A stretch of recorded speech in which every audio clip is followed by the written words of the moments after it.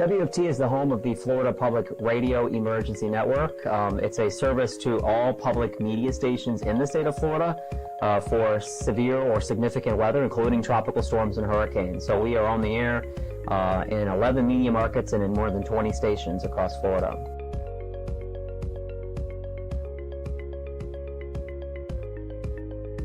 Sure, so we're coming off of two very active hurricane seasons in a row as it relates to impacts to the U.S. So there's an extra level of sensitivity this season by many people.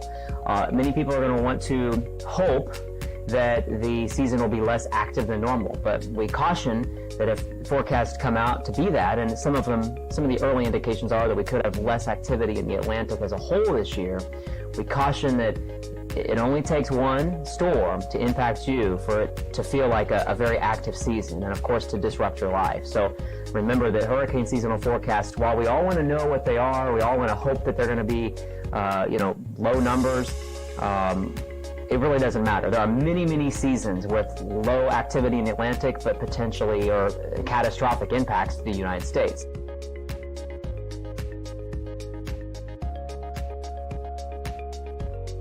Biggest thing you can do right now is to know if you're in an evacuation zone. That's one of the most difficult things to kind of figure out if you've never done it before. And we have new Floridians that move there every year by the hundreds of thousands. So know what kind of zone you're in. And by the way, these evacuation zones extend far inland in some cases, near rivers and tributaries. So know which zone you're in so that if you're told to evacuate, you know that you need to evacuate.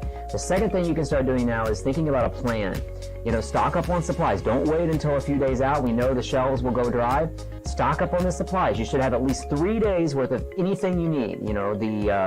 The food, water, non-perishable food, of course, water, medicine, batteries, flashlights. Think of anything you need. You can do that now. You can do it any time of year. You don't have to wait until a storm is bearing down on you.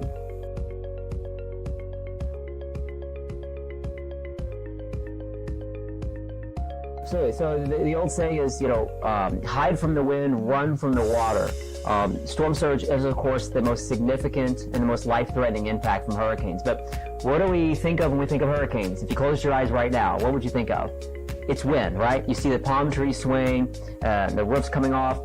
We measure hurricanes by the wind speeds. So there's a fundamental difference between what we use as far as the science is concerned to measure hurricanes and to talk about hurricanes versus the impacts to life and property. Storm surge is the most significant. But water is also very powerful inland.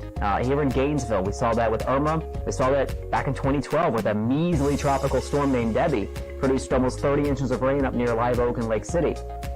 Life-changing flooding for many residents who didn't have flood insurance. So it's not just a coastal problem. Hurricanes bring a storm surge at the coast, wind at the coast, and both of those hazards also can translate inland.